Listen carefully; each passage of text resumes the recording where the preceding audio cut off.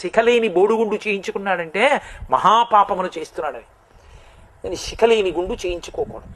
వెంకటాచలం వెళ్ళినా బాగా గుర్తుపెట్టుకోండి. శిఖ వేదాంతర్గతము. అసలు నిజానికి వెంకటాచల క్షేత్రం, దాన్ని పాటించాలి బోర్డు పెట్టి. శిఖలేని గుండు చేయబడదు అని చెప్పాలి.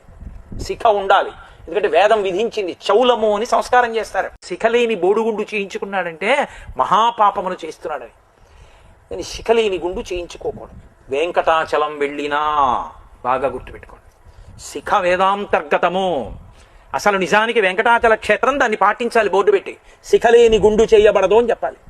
శిఖ ఉండాలి, ఎందుకంటే వేదం విధించింది. చౌలము అని సంస్కారం చేస్తారు. శిఖలేని బోడుగుండు చేయించుకున్నాడంటే మహాపాపమును చేస్తున్నాడని. నేను శిఖలేని గుండు చేయించుకోకూడదు.